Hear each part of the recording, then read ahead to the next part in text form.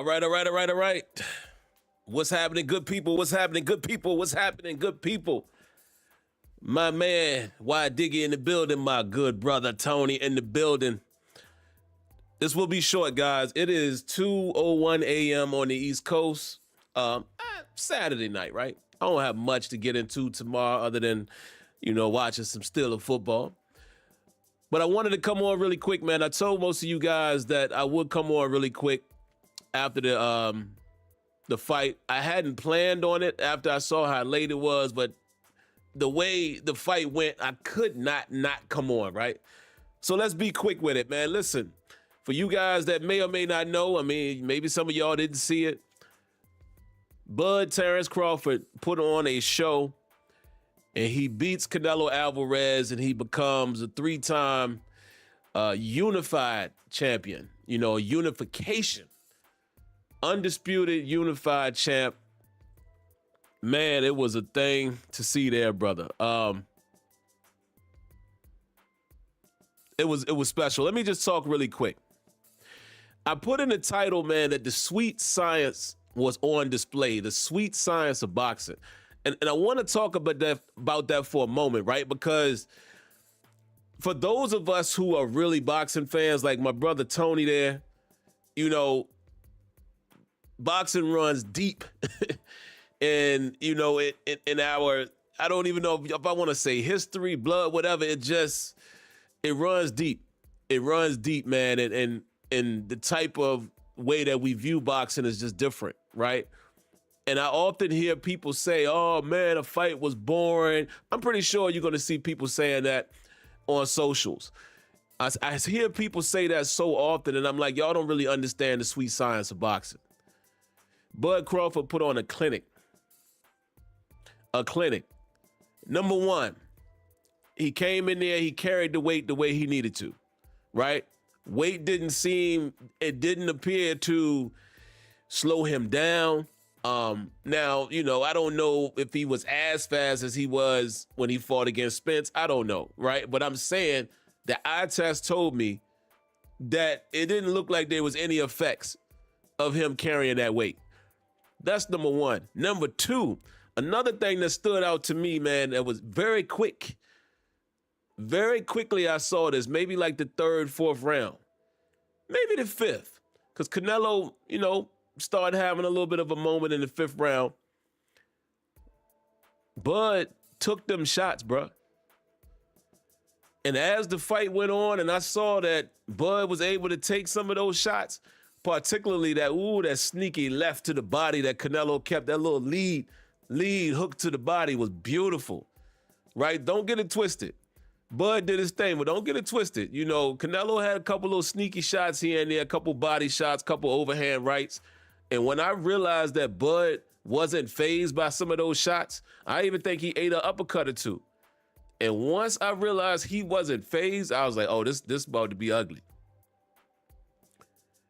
Number three, the Bud came out, right? He's Terrence Crawford, but I like to say when he's Bud, he goes in. It came out. He stood toe-to-toe with him for a few moments and was getting the best of the shots. And once I saw that, I said, yeah, it's ugly. It's ugly. And that's what he did, man. Just got to come on and talk about that really quick, man. It was impressive. I told you guys, for any of you guys that may have seen me talk before, my only concern that I had for Bud was, look, don't stand in there and bang with Canelo. Canelo ain't chump, right? Anybody who really watches boxing would understand that. Canelo is not who you want to be playing with if you're going to stand right in front of him, right? You really don't want to do that. However, I said that if Crawford fights his fight and he boxes him, he would easily win on points. One reason why is if you notice in Canelo's career, right, if you've really been watching boxing, they even said it tonight on the broadcast, Canelo don't jab his way in. And it's funny, man, because early on in Canelo's career, he was a brawler. And then I felt like when he went on his run, right, I felt like he became a better boxer.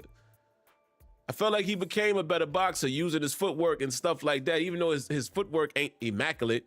But I felt like he became a better boxer, but he never really grasped the idea of working your way with the jab. And I knew just from that alone, I knew that if he was going to be the same aggressive Canelo that he's always been, he wasn't going to be able to do that with Bud. I knew that he probably wasn't going to be able to find Bud too many times, even though I will say that Crawford sometimes, he will stand there and he'll get hit. If you guys have watched Crawford the way I have, he'll take some shots. He definitely will. He's there to be hit sometimes, but his defense is immaculate when it needs to be. And here's another thing. Him being able to be a switch hitter. He basically stayed in southpaw the majority of the fight. Just trying to remember. I don't know. Did he ever switch to orthodox? If he did, it was light, right? It was very little, but I mean, he fought that whole fight from southpaw position. And the dude is heavy-handed in both hands. He doesn't lose anything with the left to the right or to the right to the left. It was incredible, man. It was an incredible showcase. But like I said, getting back to what I was saying about people, some people are going to say it's boring. You even heard some of the crowd starting to boo when there was no action. But again, a lot of people who watch boxing just are casual boxing fans. Y'all just want to see a fight. You just want to see a slugfest. You want to see Mickey Ward versus Arturo Gatti. However, hey, if you watch the undercard, I'm going to tell you which fight was really good. It was, how you pronounce that dude's name? Mbile versus Martinez. Oh my goodness. Oof. Now, if you guys saw that fight, now that was a fight, right? That wasn't the sweet science of boxing. That was a brawl, a fight in the phone booth type of brawl out. That is what most people want to see, casual fans. But no, that is not the sweet science of boxing. Like I told you, Crawford put on a show.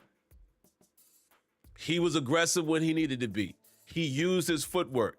He used his speed. He used angles. He used his jab.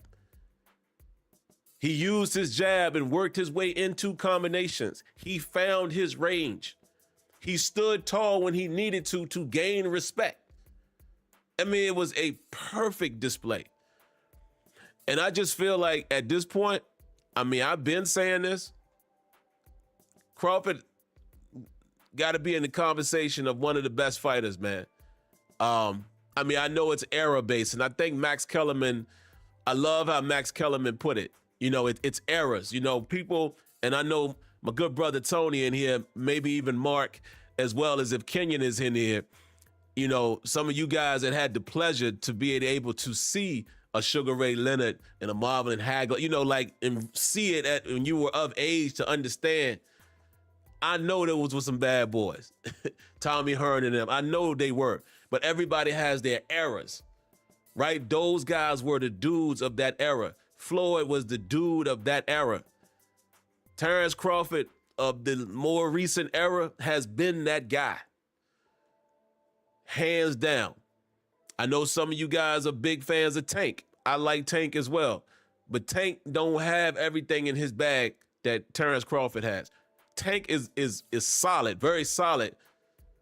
But pound for pound right now, I don't even think it's a question. It is Terrence Bud Crawford. No question. But shout outs to Canelo Alvarez, man. Yeah. Oh yeah, Usyk. We can't forget Usyk. But I think Crawford is it. Crawford is the guy. But here's another thing that I kind of forgot about. Canelo don't have no jab.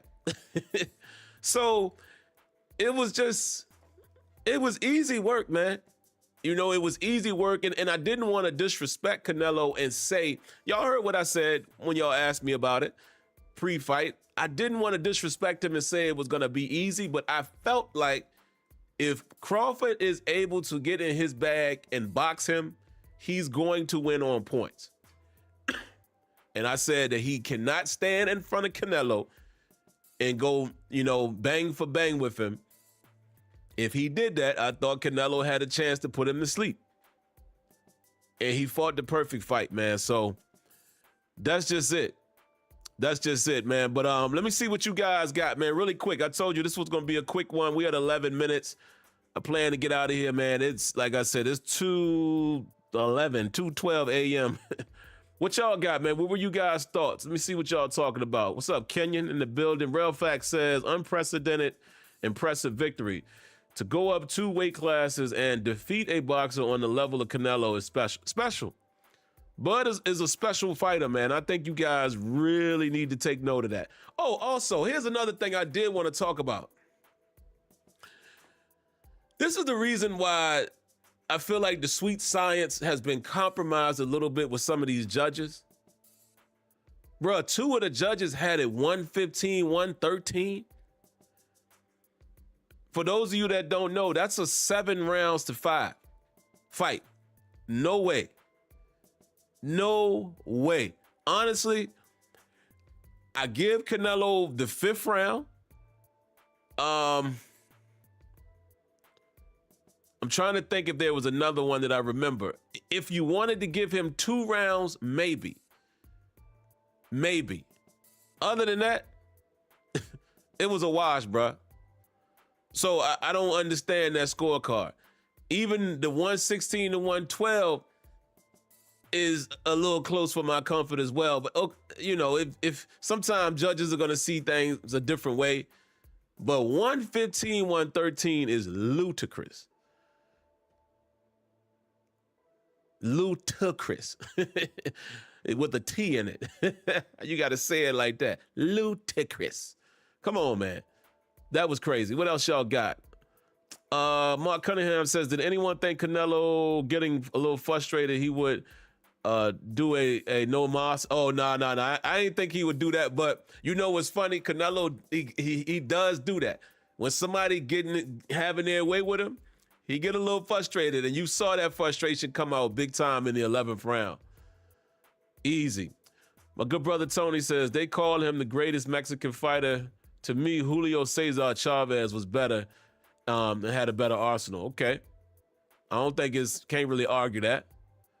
Why Diggy said, those last 2 rounds, I thought Bud was on the brink of stopping it. Boy, that one that left uppercut he caught him with, I thought Bud was going to possibly get him out there, with the accumulation of punches. But again, did Bud's power translate up to a 168 Canelo Alvarez type of body? Maybe not. Maybe not. What else y'all got? Charles Jackson says, Crawford boxing IQ is above and beyond everybody in boxing. No question, man. He's special, bro. He is special. He is. I mean, again, I don't even think it can be disputed at this point.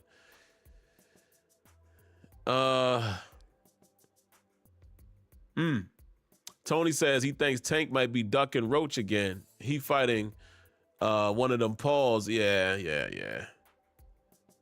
That was a great fight too, man. Roach and Tank, that was a outstanding fight, and I would love to see that again, man. Listen, some might say that Roach might have stole that fight. I think at the time of that fight, I think I felt like I could see it being a draw, but I think I felt like Tank might have won the fight by a round. But I don't know, man. I don't know. I think there was times that I thought Roach won the fight too. That's one of them fights I'd have to watch again. Because there were times during that fight and I was like, Roach got this. But then I'm trying to recall how I felt right after the fight. I think I felt like maybe Tank got a round. Like he might have stole one other round to maybe get it the very close margin, but I don't know. I'd have to watch that again. Kenya says, Sim, yeah, Canelo was clearly frustrated because Crawford had the counter to everything.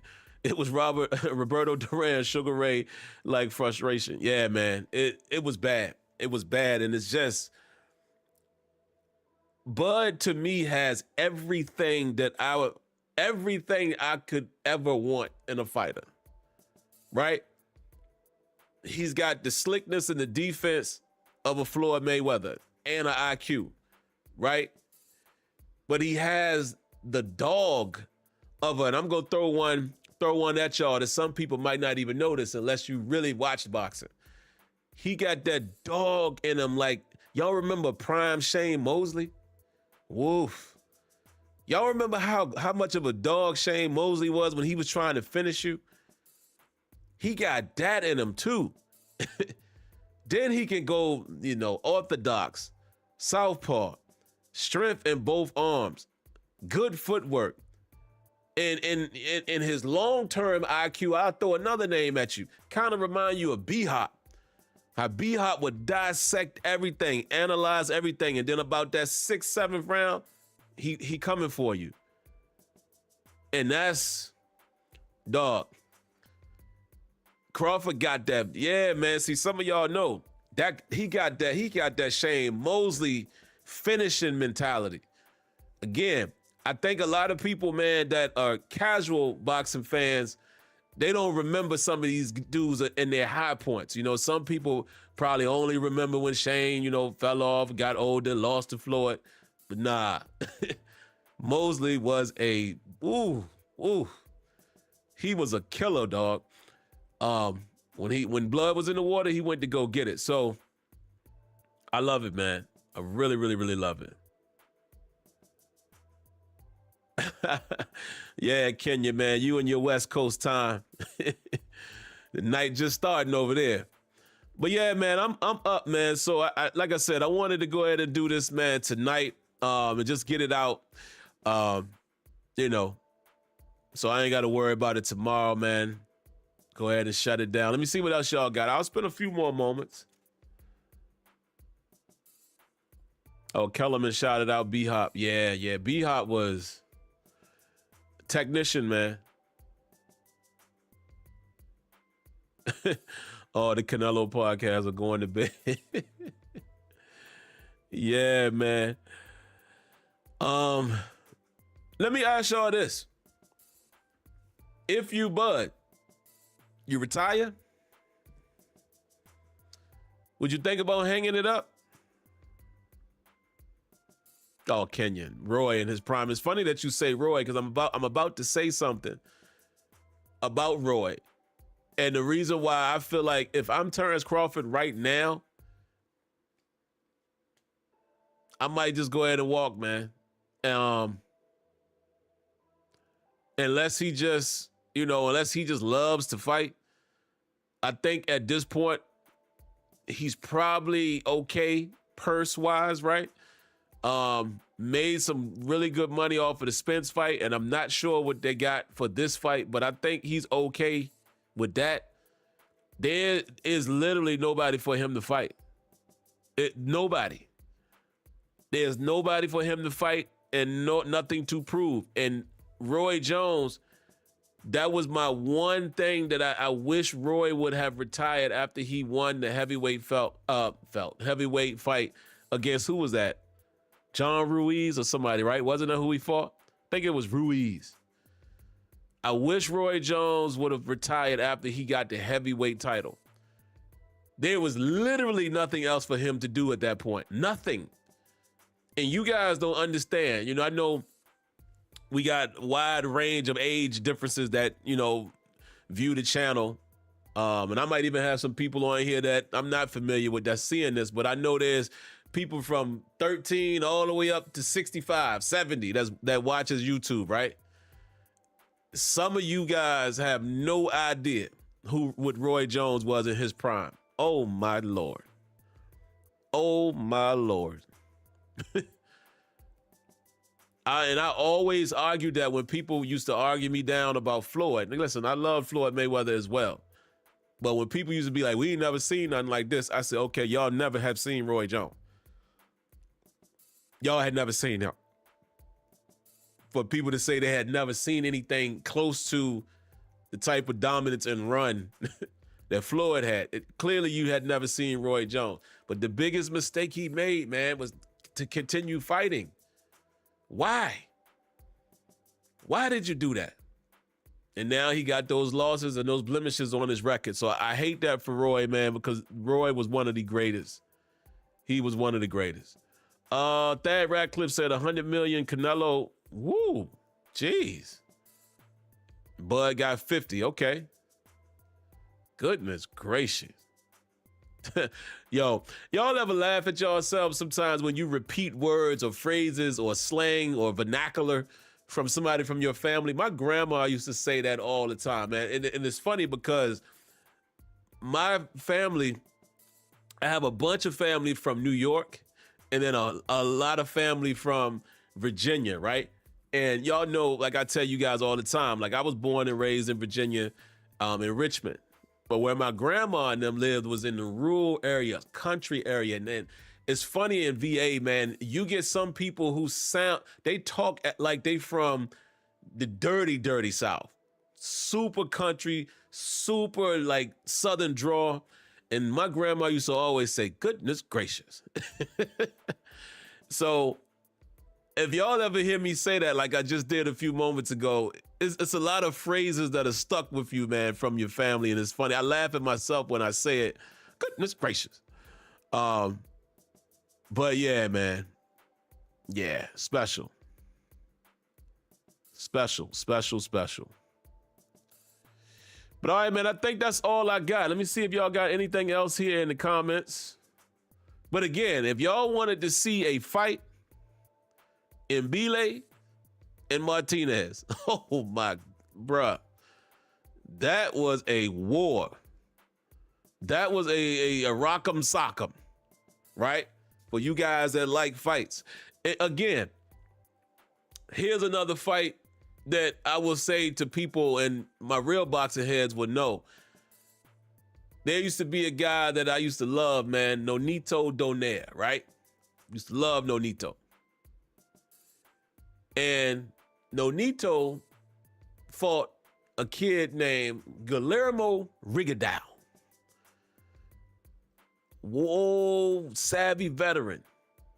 And Rigondeaux broke him down so badly with just the sweet science, dog. Counter shots, like, and most people, I remember when that fight happened, most people said the fight, oh, it was terrible. Oh, it was boring. I said, man, y'all ain't watching. I know my boy Y Diggy probably seen that. Y'all won't watch it. And that's the thing, man. Boxing fans appreciate the technician of the fighter, the tactician of the fighter. You know what I mean? The strategy, the sweet science, hit and don't be hit. It's the same reason why people felt like Floyd's fights sometimes was boring. I'm like, man.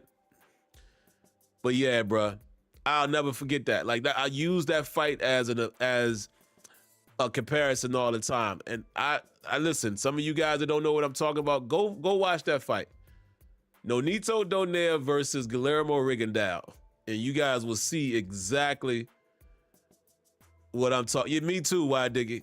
It hurt me, man, when Rigondeaux got him. Yeah, he was, Mr. Fleetwood. Rigondeaux, just savvy vet, man. I mean, he was countering everything. Nonito, dog, when I tell you that, when you talk about a boxer that took somebody out their game, Nonito could do nothing with him, bro. Nothing. And I love those moments. Just like I love when Bivol fought Canelo. Canelo couldn't do much with that boy. Dimitri Bivol, man, just kind of, he outbigged him, so to speak. And I love those moments about boxing. But that's just me. But all right, guys, I guess that'll do it. Yeah, Lomachenko, just a different animal, man. But then who was that beat Lomo? Trying to remember. Who was that? I'm trying to remember, man. Listen, I watch so much boxing, I just can't always remember. Who was that beat Lomo not too long ago, man? Like within the last few years. And it shocked me. And then Lomo got Gary Russell early. And he caught Gary Russell and Lomachenko. That was early in his career. But there's been so many fighters, man, little dudes like that was good. You know, y'all remember Chocolatito? Yeah. That's it. That's my guy. Telefimo. Yep. I love him too, man. Like, listen, y'all don't even understand how deep it goes with me in boxing, man. I told you guys, my two favorite sports in the world is football and boxing. I like basketball and all of that, but not the way I watch and analyze and study boxing and football. But yeah. But all right, man, I guess that's going to be it for me, guys. You said James T wasn't the most articulate brother in the world. Yeah. James Toney was nasty too, man. Slick. Especially as a cruiserweight. Oof. Slick. But yeah, man, I'm going to go ahead and get out of here, guys. I'm going to go ahead and retire for the evening, as the older elders would say. But I appreciate y'all tuning in. For anybody who's tuning in, man, like I said, I hope you guys enjoyed the fight. Shout outs to, what's the dude's name? Turkey, what's his name? Alashif. Shout outs to them. Shout outs for the fight being on Netflix, right? And it was not a pay-per-view, even though, with the little cable I got, I would have been able to see it anyway. But shout outs to that, man. Maybe it's a new era, where it's subscription based. Everybody can still make their money. And that's the funny thing.